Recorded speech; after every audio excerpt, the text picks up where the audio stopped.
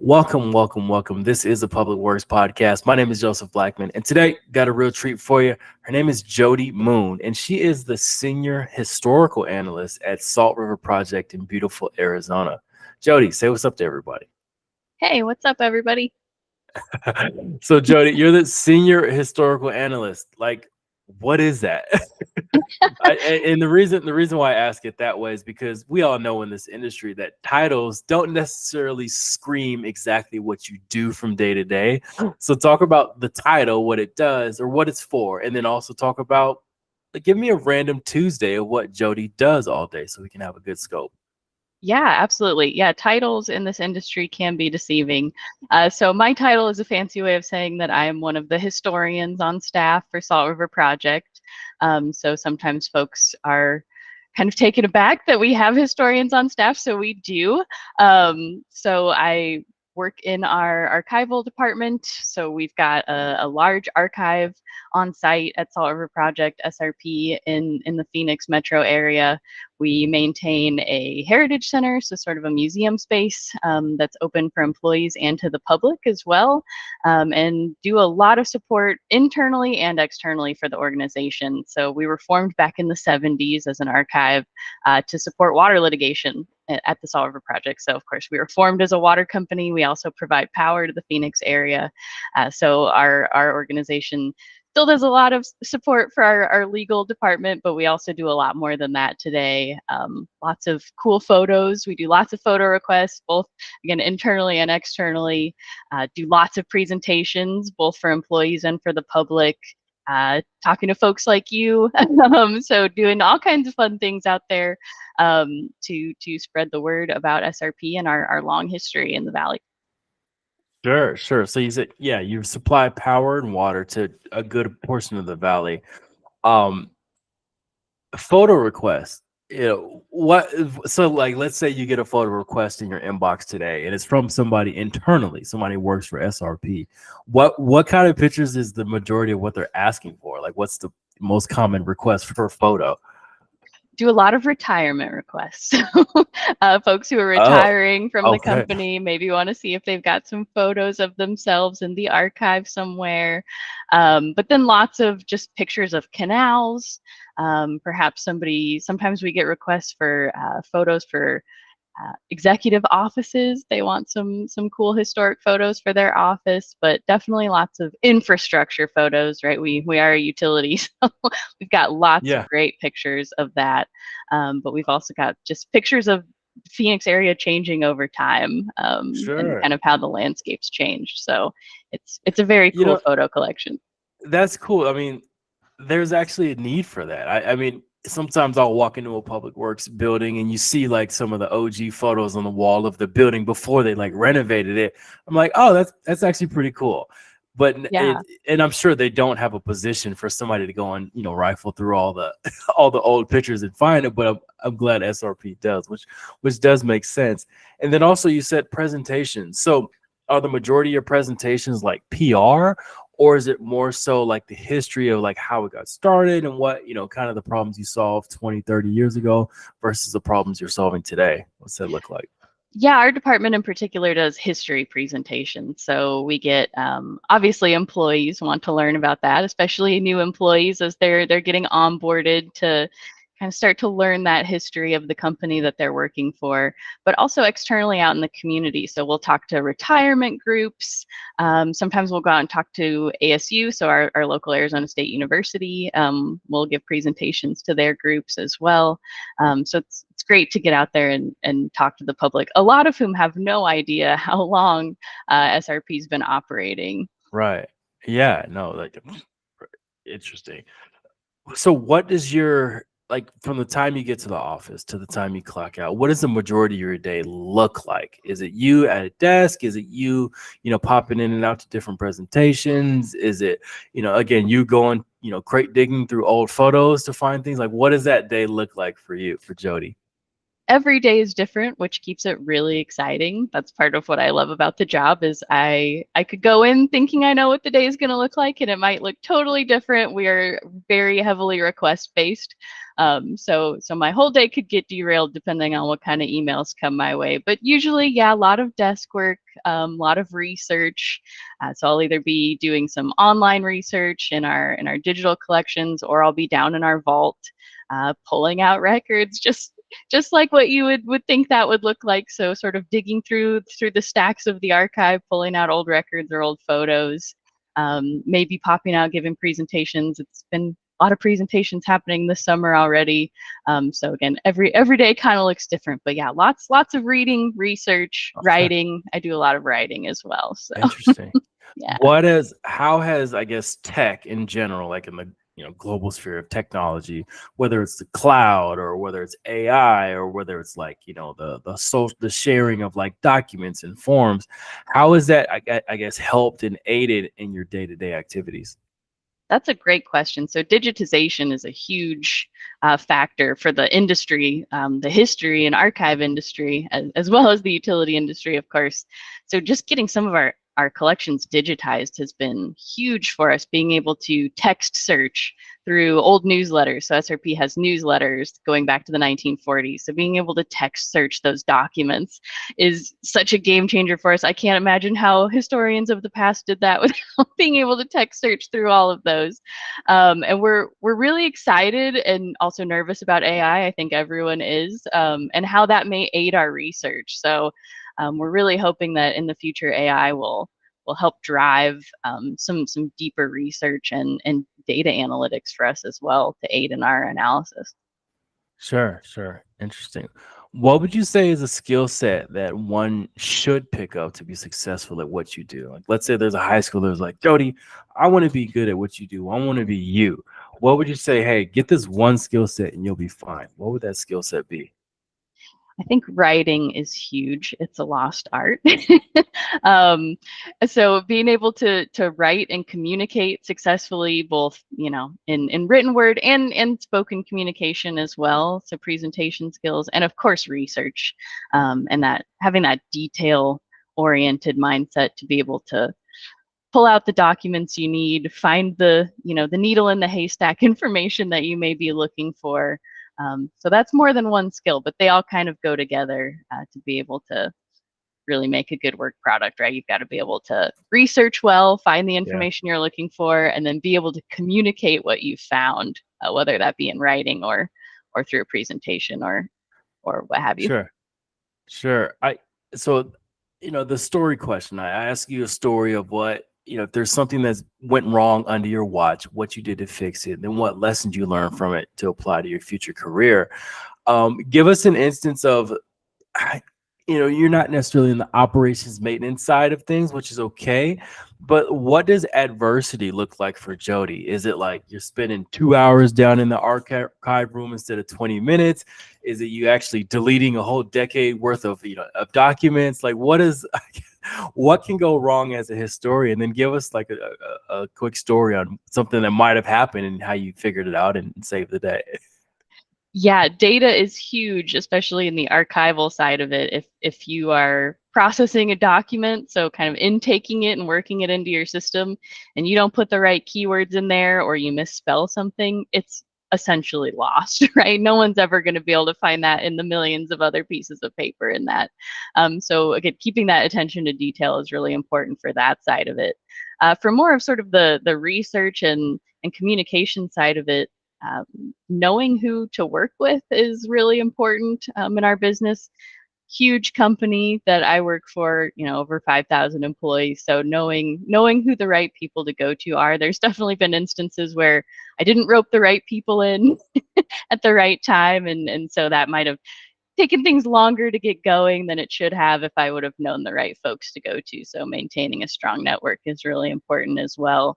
But yeah, there's definitely things that can go wrong out Sure. there searching for that needle in the haystack that I mentioned. There are times where you could search for hours, and sometimes the answer is just that the thing you're looking for doesn't exist in the record.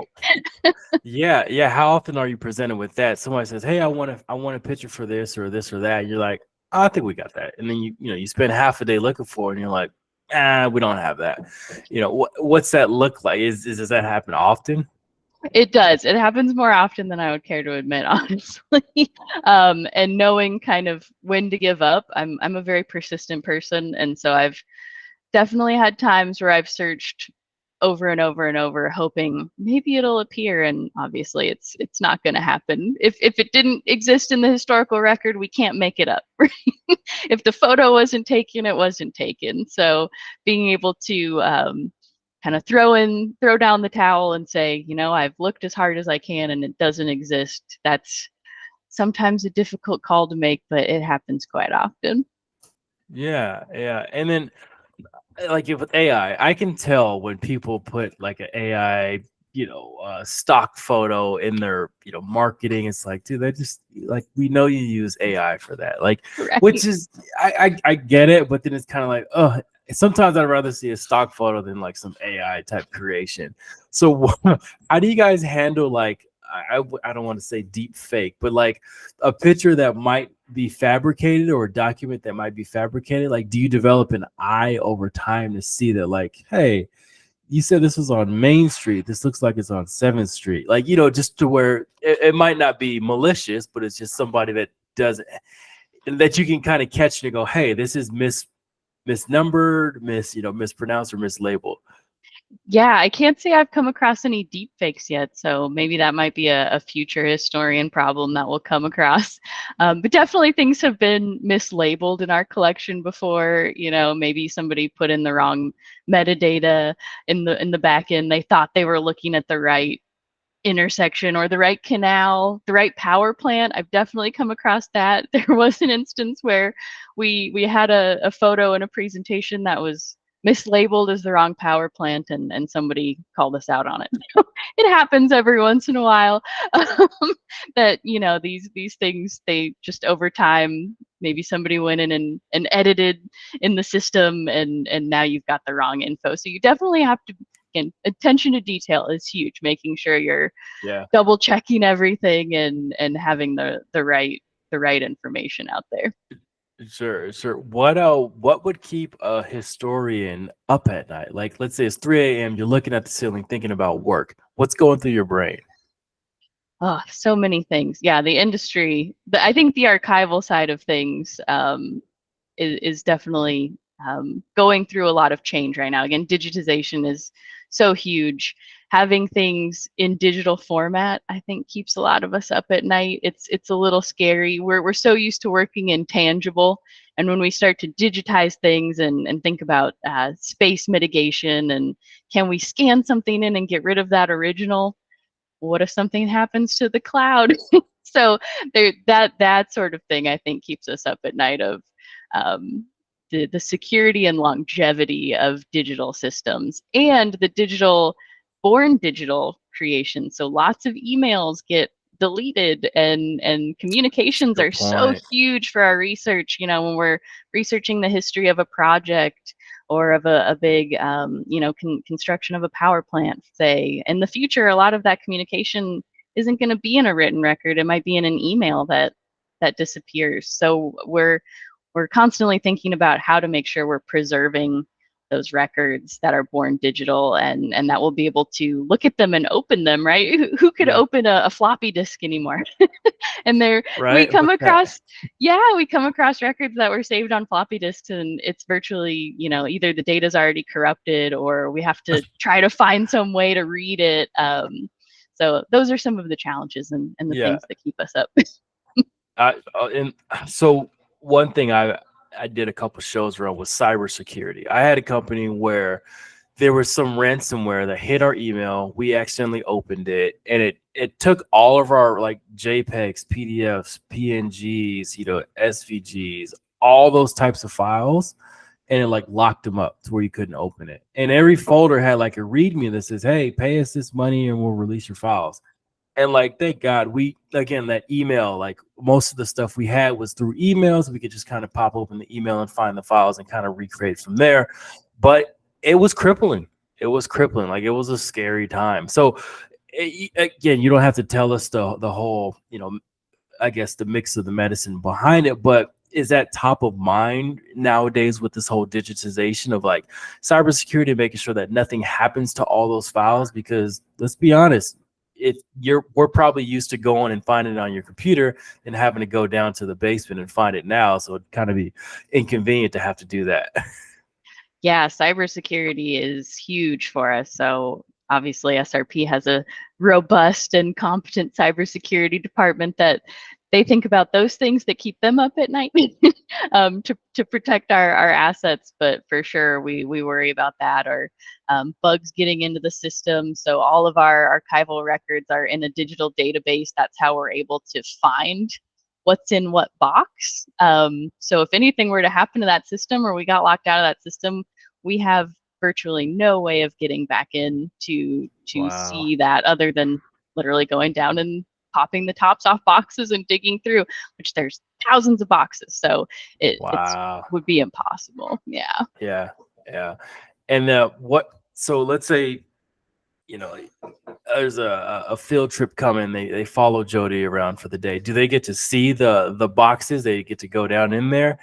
Oh, like is it something that it's open to the public, I guess? We are a closed archive, so we don't allow visitors down there. We have done tours before, so if we get a special request, you got to go through security, but we we can take folks back there every once in a while for special cases. But although we are a closed archive, we do again field some external requests. So we had a lot of media, folks from newspapers or local publications that say, hey, I'm looking for some information.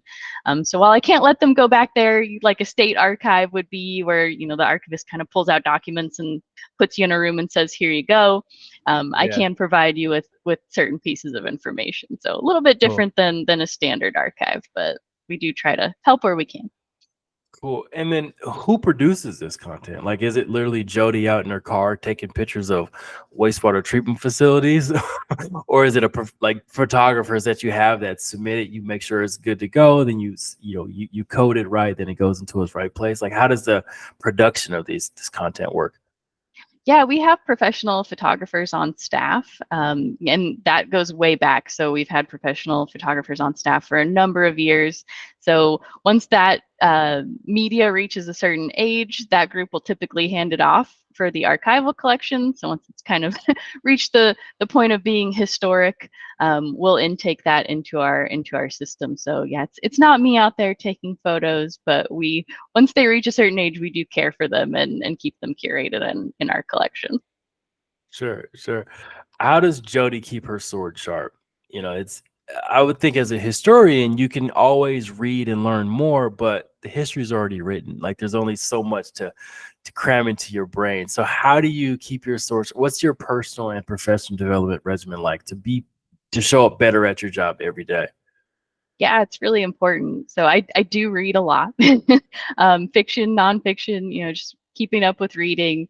But keeping up with the news as well, I think is really helpful. I do try to keep an eye on what's going on in the industry and how there may be a through line to the past, for that to help inform where we've been, to kind of help shape where we're going. So that's an Love it. important part of what I do to keep up with everything. Keeping up with my writing skills, so making sure I'm always honing in on that, and then looking for professional development opportunities. There's lots of courses. Going to conferences is big in our industry, so kind of keeping up with what's going on in the field and best practices of the archival and the history field as well. There's so many resources out there to stay sharp, and yeah, again, you're right. There's only so much history out there, but keeping the skills up is an Yeah. important part of the job. What's whenever I hear like a writer, reader, somebody that sounds curious as yourself, there's usually like some intricate or extravagant kind of hobbies outside of work. And then usually those the transferable skills from those hobbies help you with your work. So what do you do outside of your work to kind of keep your sword sharp or your skill set up for your actual 9 to 5 job? Yeah, I am a big nerd outside of work too. So a lot of reading, watching documentaries, going to museums, all of the standard things that you would expect. But having fun as well. So got a family and lots of pets. that keep me busy and kind of take my mind off work sometimes. So I'm not always in that mode. And then Sure.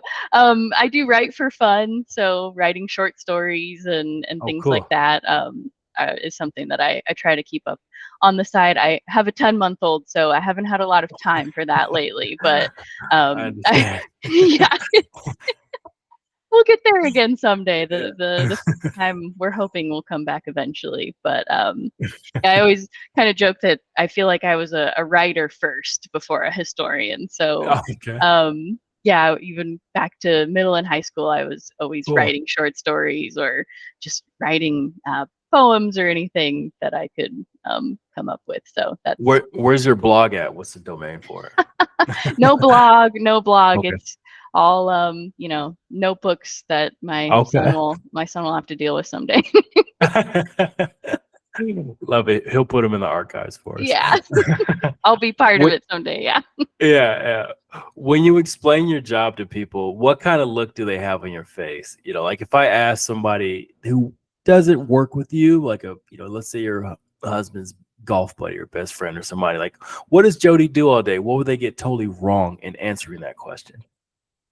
I think usually the look is shock that a public utility would even have a historian, right? That's sort of the first thing, and then the misconceptions of, oh, are you just kind of like a librarian almost, just sitting around reading documents all day? So I think some of the things that we get to go out and do, like the presentations, are surprising for people that SRP would sort of send us out to do those presentations, particularly with the public. And just, yeah, there's so many fun things I get to do that that folks are surprised by. Sure. Okay. Okay. Let's say you're commissioned to put up a billboard, and this billboard is in the most trafficked area, I guess, in the region that SRP covers or operates in. What ask of your community in regards to history or archival would you want to put on this billboard? Just to be informed of the history, especially the history of water here in the Phoenix area. That gets brought up so often. I'm sure if you've talked to other people in the Phoenix area or in Arizona, I'm sure water comes up quite a lot.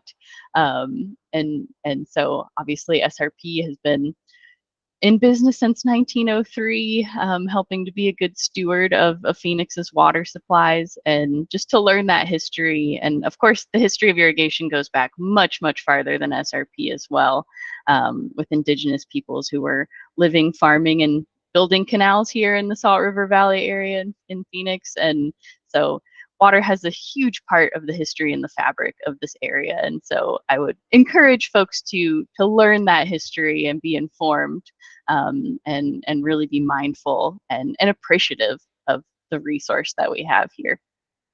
Sure, sure.